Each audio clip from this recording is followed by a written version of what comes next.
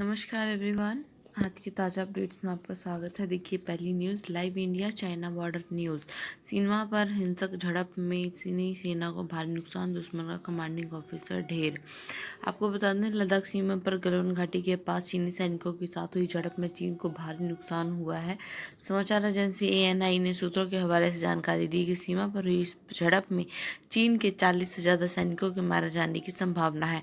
ANI ने सूत्रों के हवाले से जानकारी दी है कि सीमा पर हुई हिंसक झड़प में चीनी सेना की यूनिट का कमांडिंग अफसर ढेर हुआ है।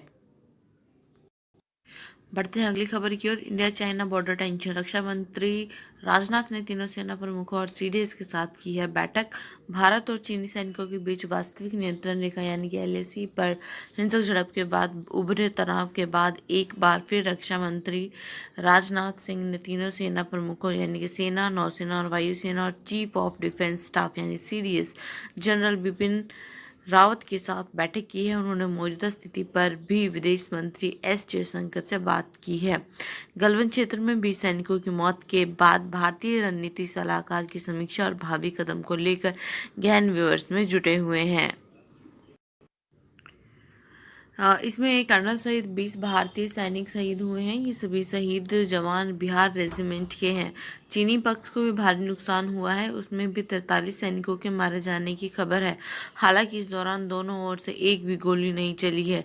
गलवान क्षेत्र में दोनों तरफ से ऐसी झड़प पिछले कई दशकों से नहीं हुई थी। इसमें पहले 45 वर्ष पहले 1975 में ऐसा हुआ था। इंडिया चाइना बॉर्डर टेंशन, शहीद जवानों के बलिदान को कभी नहीं भूलेगा देश, राजनाथ जी ने कहा है। देखिए भारत और चीनी सैनिकों के बीच गलवान में हुए हिंसक झड़प में कर्नल सहित 20 जवान शहीद हुए हैं। जवानों को श्रद्धांजलि देते हुए रक्षा मंत्री राजनाथ सिंह ने ट्वीट किया है कि गलवान में जवानों का शहीद होना काफ़ी परेशान करने वाला और दर्दनाक है। हमारे सैनिकों ने अपने कर्तव्य का पालन करते वक्त अनुकरणीय साहस का प्रदर्शन किया और अपने जीवन का बलिदान दे दिया है। देश इनकी बहादुरी और बलिदान को कभी नहीं भूलेगा। रक्षा मंत्री ने शहीदों के परिवार के प्रति संवेदना व्यक्त करते हुए कहा कि इस कठिन घड़ी में देश उनके साथ कंधे से कंधा मिलाकर खड़ा है। हमें भारत के जवानों की वीरता के शौर्य और साहस पर गर्व है। आइए बढ़ते हैं अगली खबर की ओर। सुशांत सिंह राजपूत यानी कि जिन्होंने फांसी लगा ली 14 तारीख को, एक लोग कहते हैं डिप्रेशन की वजह से उनकी डेथ हो गई है, बट रियलिटी क्या है पता नहीं। अभी देखिए बिहार में सलमान खान, करण जौहर, एकता कपूर और संजय लीला पर मुकदमा, सुनवाई 3 को। ये देखिए बॉलीवुड एक्टर सुशांत सिंह राजपूत की मौत के मामले में बिहार के मुजफ्फरपुर में एक वकील सुधीर कुमार ओझा ने सलमान खान व करण जौहर सहित अन्य के खिलाफ मुकदमा दाखिल किया है। यह मामला भारतीय दंड संहिता IPC की धारा 306, 109, 504 और 506 के तहत दर्ज कराया गया है। कोर्ट ने इसकी सुनवाई के लिए 3 जुलाई की तारीख तय की है।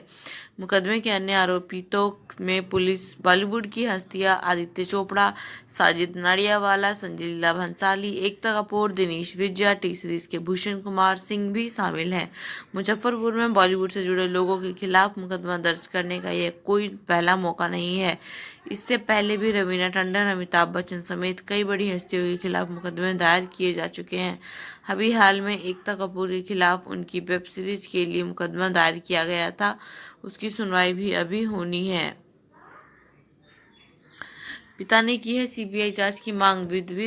विदित हो कि सुशांत सिंह राजपूत ने रविवार को मुंबई स्थित अपने फ्लैट में सुसाइड कर लिया था। इसके मामले में बॉलीवुड स्टार सलमान खान सहित उक्त लोगों पर प्रताड़ना सहित अन्य आरोप लगाए जा रहे हैं।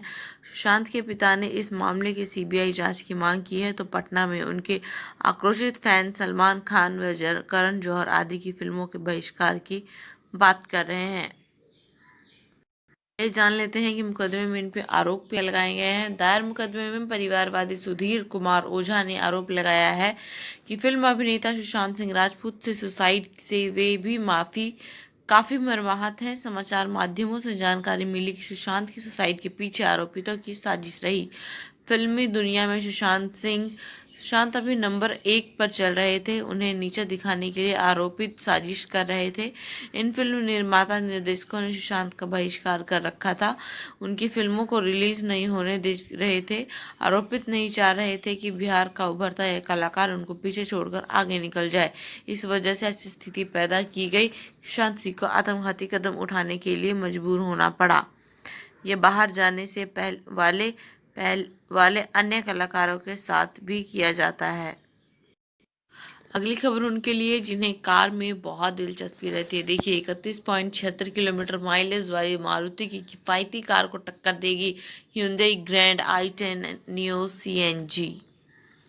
मारुति सुजुकी ने हाल ही में भारतीय बाजार में अपनी मारुति सुजुकी सेलेरियो CNG को लॉन्च किया है, जिसका मुकाबला भारतीय बाजार में hyundai grand i10 neo CNG से हो सकता है। यहाँ हम इन दोनों कारों के बीच की तुलना के बारे में कुछ बता देते हैं आपको कि इंजन और पावर क्या है दोनों की। hyundai grand i10 neo CNG में 1197 सीसी का इंजन है, जो कि 6000 RPM पर 68 HP की पावर और 4000 RPM पर 95.12 एम का टॉर्क जनरेट करता है। अगर ट्रांसमिशन की बात करें तो ग्रैंड i10 का engine 5 speed manual gear box से लैस है। मारुति सुजुकी सेलेरियो में 998 सीसी 3 सिलेंडर वाला इंजन दिया गया है, जो कि 6000 RPM पर 66 VHP की पावर 3500 RPM पर 90 Nm का टॉर्क जनरेट करता है। बढ़ते हैं अगली खबर की ओर। व्यापारियों के संगठन CAIT ने किया है चीनी सामान के बहिष्कार का आह्वान। 500 से अधिक वस्तुओं की सूची की गई है जारी। पूर्वी लद्दाख में वास्तविक नियंत्रण रेखा के पास चीन की सैन्य आक्रामकता की निंदा करते हुए confederation of all India traders यानी कि CAIT ने चीनी वस्तुओं के बहिष्कार का आह्वान किया है। कैट ने करीब 500 आयातित वस्तुओं की सूची भी तैयार की है। CAIT ने कहा है कि उनका उद्देश्य दिसंबर 2021 तक चीनी तैयार माल के आयात को $13 बिलियन या लगभग 1 लाख करोड़ रुपए कम करना है। सोमवार को लद्दाख में गलवान घाटी के पास भारत चीन के बीच हुए टकराव के बाद कैट ने यह कदम उठाया है। जो सूची तैयार की है उसमें है खिलौने, furnishing, fabric, textile, builder hardware, footwear, garments, kitchen का सामान, लगेज, हैंडबैग, खाद्यान्न घड़ियाँ, जैम एंड ज्वेलरी, वस्त्र, स्टेशनरी, कागज, घरेलू वस्तुएं, furniture, lighting, health products, packaging products, auto parts, cosmetics, gift items, electricals व electronics, fashion apparel, yarn, feng shui items, Diwali एवं होली का सामान, चश्मे, टेपेस्ट्रीज, मटेरियल आदि शामिल हैं। अगली खबर दिल्ली मेयर इलेक्शन 2020 तीनों नगर निगमों के लिए भाजपा ने जारी की उम्मीदवारों की सूची। देखिए पूरी लिस्ट।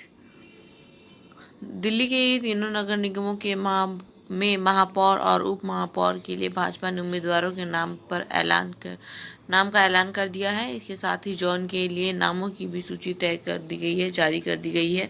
वहीं अध्यक्ष स्थायी समिति और उपाध्यक्ष अध्यक्ष स्थायी समिति और नेता सदनों के नामों की भी घोषणा की गई है। ये देखिए पूरी नाम की लिस्ट है, आप चेक कर लीजिए, आप इसको पढ़ सकते हैं। सुशांत सिंह राजपूत डेथ यानी पटना में होगा श्रद्धाक्रम और साथ ही गंगा में विसर्जित की जाएंगी अस्थियां। ये देखिए बॉलीवुड अभिनेता सुशांत सिंह राजपूत ने रविवार को मुंबई में सुसाइड कर लिया है। सोमवार को मुंबई में उनका अंतिम संस्कार किया गया। अब स्वजन और उनकी जो अस्थियां हैं लेकर गुरुवार को पटना आ रहे हैं। पटना में उनका श्रद्धाक्रम होगा तथा अस्थियों को गंगा में विसर्जित किया जाएगा।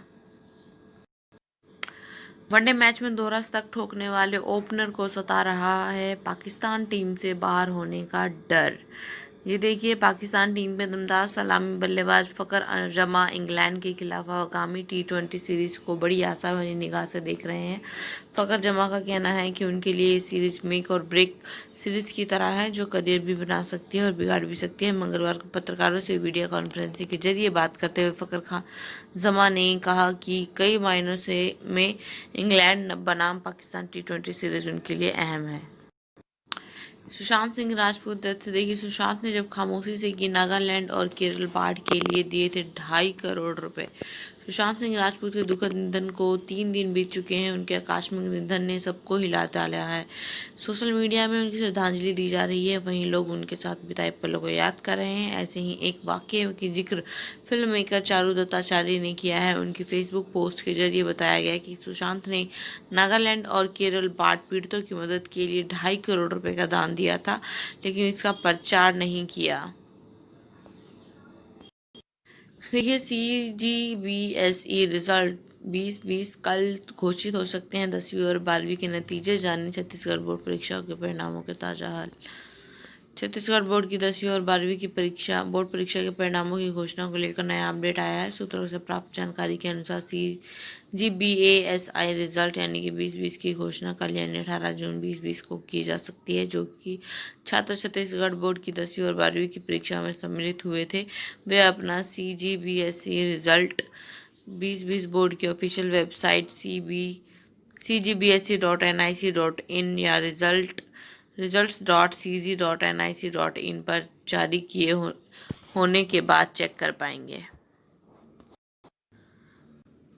आज की न्यूज में बस इतना ही। बाकी जानकारियों के लिए और अपडेट्स के लिए हमारे साथ बने रहिए, देखते रहिए करंट ट्रेंड्स विद गौरव। नमस्कार।